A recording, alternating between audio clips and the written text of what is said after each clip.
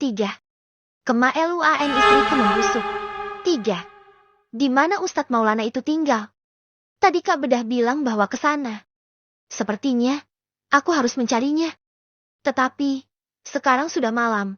Mungkin besok pagi aku bisa menanyainya. Nanda, kamu tidur lagi? Ya, besok sekolah. Ucapku padanya. Aku menatap iba pada Nanda. Terlebih ia merasa takut saat melihat keadaan Ratmi sekarang. Pergi, Has. Pergi dari situ. Ratmi berteriak. Kali ini teriakannya menyita perhatianku. Bukan nerangan, melainkan teriakan seolah sedang mengusir seseorang. Meninggalkan Nanda yang mulai tertidur di kamar lain. Kemudian aku menghampiri Ratmi yang ada di kamar kami. Lalu, mendekatinya. Kenapa, Rat? Siapa yang kamu usir? Tanyaku. Ratmi menggeleng, wajahnya bersimbah keringat. Rambutnya acak-acakan dan ekspresinya terlihat sedang ketakutan. Matanya melotot, menatap ke satu arah yaitu tepat di bagian kakinya. Astagfirullah, apalagi ini? Kau buang air kecil, Ratmi. Kenapa kau tak panggil Mas? Saat ini buang air biar Mas antar ke toilet. Ucapku padanya. Ratmi hanya diam. Ia menutup matanya seakan sedang menghindari sesuatu. Sementara kasur dan spray yang baru kuganti menjadi kotor dan bau pesing. Kenapa sampai saat ini Ratmi tak ingin bicara juga? Aku menatapnya tajam. Ia hanya membekap mulutnya sembari merapal sesuatu. Yang aku sendiri tidak tahu apa yang sedang dia ucapkan sekarang. Pergi. Aku tidak akan menyerahkan apa yang kau mau. Tiba-tiba Ratmi berteriak lagi sembari mengibas-ngibaskan tangannya ke udara. Lalu, ia meludah secara sembarang dengan suara geraman seperti orang yang sedang kerasukan. Geh! Ratmi, sadarlah. Ketika melihat Ratmi berdiri dan melompat dari kasur ke lantai dengan membanting tubuhnya dan menggeram beberapa kali. Kau saja sebagai gantinya. Begitulah yang aku dengar. Kemudian Ratmi bangkit. Berdiri, lalu membenturkan kepalanya ke dinding seperti orang yang sedang kesurupan. Ratmi, apa yang sedang kau lakukan? Aku memegang tubuhnya, tetapi tetap saja ia masih berusaha menyakiti dirinya sendiri. Hentikan, Ratmi, kau bisa terluka. Membalik tubuhnya, mata kami saling bertemu. Ada yang aneh. Bola mata Ratmi terlihat hitam legam dengan urat-urat hitam bergonjolan di wajahnya. Kenapa? Kau takut dia mati? Tanyanya menyeringai. Aku yakin sekali, yang saat ini berhadapan denganku bukanlah Ratmi. Ratmi, sadarlah. Plaak. Sebuah tamparan kulayangkan ke wajahnya dengan sangat keras.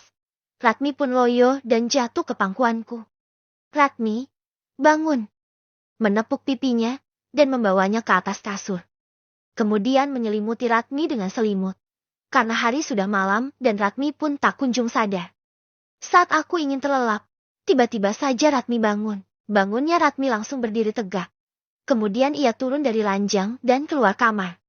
Aku pun terperanjat, langsung bangkit sambil mengucek mata. Ratmi, kau mau kemana? Tanyaku padanya. Ia tak menjawab, berjalan menuju kamar di mana Nanda sedang tidur. Ratmi berdiri di samping Nanda, kemudian mencekik leher Nanda. Terlihat jelas, Nanda terbangun sambil membelalakan mata. Melihat hal itu, aku buru-buru berlari dan melepaskan cekikan Ratmi pada leher Nanda. Mati! Mati!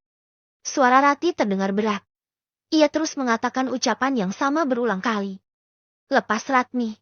Dia anakmu. Auzubillahi minasyaitonirrajim. Bismillahirrahmanirrahim. Kemudian aku membaca surah An-Nas dan Ratmi pun pingsan kembali. Ratmi tidak bisa dibiarkan. Setelah mengantarnya ke kamar aku pun langsung mencari tali dan mengikat tangan serta kaki Ratmi keranjang. Setelah itu, aku ke kamar Nanda dan langsung memeluknya. Nanda meringkuk, memeluk lututnya semabari bersembunyi di balik selimut dengan tubuh yang gemetar. Kamu nggak apa-apa kan? Nanda? Tanyaku. Nanda menggeleng, tetapi bola matanya masih bermain liar. Tampaknya, Nanda syok ketika dicekik oleh Ratmi secara tiba-tiba. Ibu kenapa sih? Pak, kenapa ibu cekik Nanda? Tanya Nanda. Bapak juga nggak tahu, ibumu tidak mau bicara. Sekarang, kamu udah baik-baik saja, kan? Tanyaku dan Nanda mengangguk. Nanda takut, Pak. Takut. Nanda memelukku. Keadaan semakin terasa mencekam. Nanda, Bapak harus jaga ibumu. Kamu kunci saja pintu kamarnya. Ya. Aku melepaskan pelukannya. Menyuruh Nanda untuk segera tidur. Bapak ke kamar ibu dulu. Jangan lupa kunci pintunya. Nanda mengekor di belakang saat aku keluar dari kamarnya. Kemudian, kupastikan ia menutup pintu barulah aku ke kamar kami. Ratmi tampak belum sadar juga. Aku pun memutuskan untuk tidur di atas sofa karena merasa sangat lelah. Aku terbangun saat sinar sang mentari masuk menembus jendela. Menatap ke arah ranjang dan Ratmi masih tertidur di sana. Melihat, banyak sekali ulat yang merayap di kasur. Ses! Argi! Ratmi kembali meringis, mengerang kesakitan. Mas, kenapa tanganku diikat begini? Sakit banget, ucap Ratmi. Aku menatapnya iba, tetapi tak bisa berbuat apa-apa. Hanya bisa mengambil mangkuk dan mengisinya dengan air. Kemudian membantu Ratmi untuk membersihkan para belatung itu. Entah dari mana datangnya. Aku juga masih merasa bingung. Ratmi, apa kau tidak sadar dengan apa yang kau lakukan semalam? Tanyaku padanya. Apa mas? Aku tidak tahu. Ucapnya. Kamu mencekik Nanda. Sahutku. Mata Ratmi membeliak sempurna. Gak mungkin mas. Aku sangat sayang pada Nanda. Tepisnya. Lantas, kenapa kamu tidak mau bicara tentang sakit kamu ini? Ada apa sebenarnya Ratmi? Apa yang kamu lakukan selama di kota? Tanyaku lagi dan terus menodongnya. Aku. Ratmi ingin bicara. Tetapi suaranya seolah tertahan di tenggorokan. Kenapa? Susah sekali untuk mengungkapkannya. Ia memegangi lehernya, menatap dengan bola mata yang lebar ke satu titik. Apa yang sedang Ratmi lihat sekarang? Ratmi, coba istighfar. Ucapku. Astagfirullahaladzim. Aku membimbingnya. Akan tetapi suara Ratmi tetap saja tercekat di tenggorokan. Ratmi menangis. Kemudian ia menepuk dadanya. Aku tidak apa-apa, mas. Lagi-lagi itu akhir dari jawabannya. Ya sudah, aku mau panggil Ustadz ke sini. Kamu tunggu di sini sebentar. Aku mau nanya Kak Bedah di mana rumah Ustadz itu. Ucapku padanya setelah selesai membersihkan belatung-belatung itu. Mas, jangan panggil Ustadz. Percuma saja, kata Ratmi. Tetapi aku tak peduli. Aku tetap keluar rumah dan mencari Kak Bedah. Ternyata, saat aku sampai di halaman rumah, Kak Bedah sedang belanja di pedagang keliling. Lalu, terdengarlah kerasa kerusuk. Itu suaminya di Ratmi. Seseibu yang berdiri di samping Kak Bedah pun langsung menepuk pundak Kak Bedah dan tiba-tiba mereka langsung terdiam. Namun, tetap saja mulut lemes Kak Bedah tak bisa ditahan. Ia tetap saja berkata hal-hal yang tidak mengenakan. Anwar, gimana keadaan Ratmi? Apa masih ada belatung itunya? Tanya Kak Bedah. Bibirnya maju mundur. Jangan-jangan itu si Ratmi kerjanya enggak benar tuh di kota. Makanya sampai kena azab begitu. Timpal yang lain. Ngelonde mungkin. Sahut seseibu. Ibu-ibu ini, mulutnya minta ampun.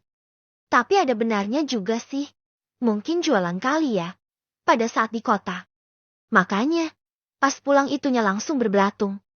Saya lihat sendiri, ya ampun, jijik banget. Bahkan, di depanku saja Kak Bedah berani mengatai Ratmi. Kak Bedah, ada masalah apa kamu dengan Ratmi?